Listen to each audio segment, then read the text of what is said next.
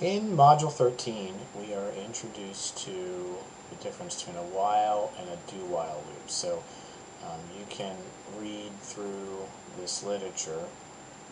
Again, I think I mentioned in a previous video, I'm personally not a fan of the break, like this while true break. Yes, you can do it, and it is legitimate. That's what this says. I personally think it's not good programming. That's just me.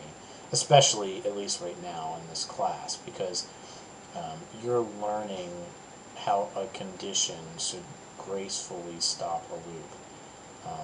So although you can do that, I personally don't think you should right now. So anyway, so the example I'm going to show you is I'm going to show you an example with a guessing game. So here what I've done is I've created a simple game that uses scanner. I called it loop practice because I'm just trying to demonstrate some things. And what happens is the user is prompted as a fancy way of saying they're asked to guess a secret number. Now in my game, this is my secret number, 7. I could have stored that in a variable, so that probably would be the better way to do that. So as a matter of fact, I'll go ahead and do that. So I have a variable called secret num, and I'll assign it to value 7. So now I can check this against secret num.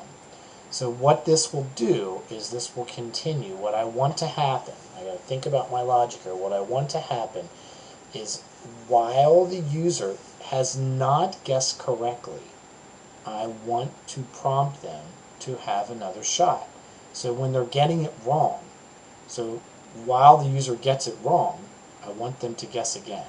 So this logic, this condition basically says, while they get it wrong, while their guess is not equal to what the secret number is, which is 7. I'm going to semicolon there, which is 7. So while their guess is not equal to 7, then I want them to guess again, and then I get another guess. So the way this runs is it will start out and it'll say, hey, let's play a guessing game, guess a secret number. I'm going to guess 8. Oh, that's not it. What about 9? Okay, what about 4? What about 7? Yes, I got it. So what this does is this keeps track of each individual guess. And it will reassign the value of guess based off what I enter. And it's going to keep coming back and it's going to say, hey, is their guess not, is this true? Is it not equal to secret number? When I enter 4, is that true? Is 4 not equal to 7? Yeah, that's true. 4 is not equal to 7. So because that's true, I'm going to go in here and say, hey, you got to guess again. Because I want to continue to let them guess while their guess is not the secret number. What's going to make this false is when the guess is the secret number. So what if they enter a 7? Is 7 not equal to 7? Is that true? No, that's false. It is equal to 7. So then it would not enter the loop. And I would just say thanks for playing.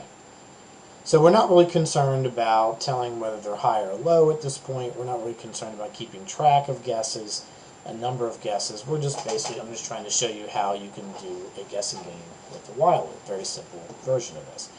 Well, what I want you to think about here just for a moment is how many guesses will it take the user to play this? So what I can do is I'm going to run this again. Let's say they get really, really lucky on the first shot, because it says, let's play a guessing game, guess secret number. That is this line of code that has just been displayed. So right now, I'm kind of hanging out right here in my code. I'm at line 11. That's where we are. It's waiting for me to enter a value. If I enter a 7 right here, it says, thanks for playing.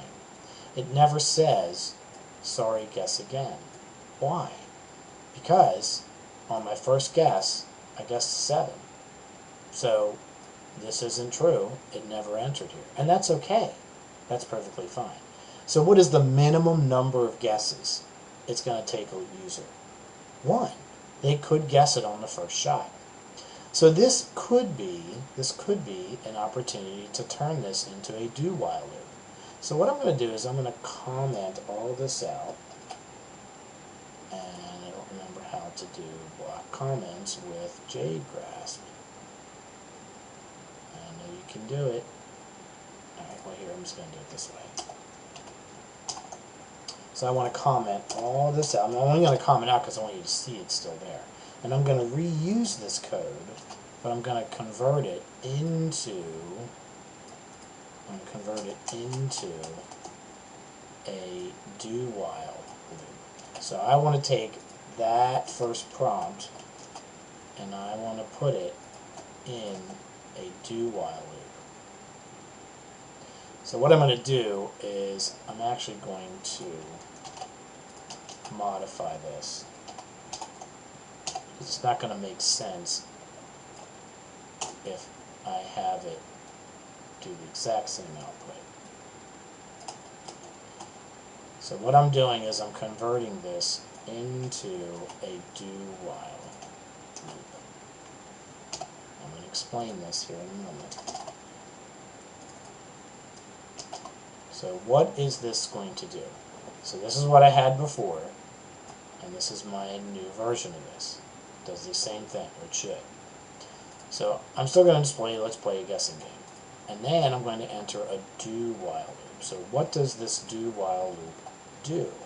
Well, the do-while loop is a loop that is going to check the condition after the loop. It's a post-condition loop. So it's going to do this. It's going to say, hey, guess the secret number. I'm going to make a guess. After it does this, it will enter the loop at least once. And after it does this, so hey, while the guess is not the secret number, if this is true, come back and do this again. Notice this is one time in Java where you do need a semicolon after a condition. That's not the case with an if, it's not the case with an else if, it's not the case with a while. So that's the only time that I can think where you need a semicolon. You must have a semicolon after a do-while. So a do-while loop, make sure you understand this, a do-while loop will run at least one time. So I'm going to go ahead and save this and run this and see what happens. And it says, let's play a guessing game, guess the secret number. I'm going to guess 7. It's done. It ran at least once. So I can still make many guesses and be wrong. It does the same kind of thing the while loop did. So it does sort of pretty much the same thing, but it is guaranteed to run once. And the reason why I showed you that is because when I had it as a while, is they could get it right on the first try. So you know you're going to want to enter this at least one time. So when you have a situation in a program where you know you want to enter the body of a loop at least once, then a do-while loop might be appropriate. That's really the only difference. So a while loop is a precondition loop. It's going to check first and then do this. Whereas a do-while loop is a post-condition loop. It's going to do this and then check. That's pretty much your difference. So there is some literature here in Module 13 to read about while and do-while loops. And then there's also some other examples of loops you can look at that our course coordinator has given us. You can look through these many different examples. Hey look, there's a guessing game. I didn't realize that. We also have a thing called a for loop, which I'll make another video explaining that. But there's other examples. Now your assignment for this activity is you are to use a loop.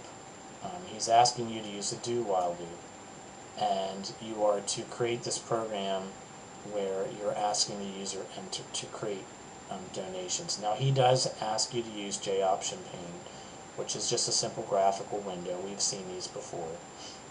So if you walk through this, you should be okay to create this activity. I am going to make a video showing you a for loop, just to try to introduce you to that.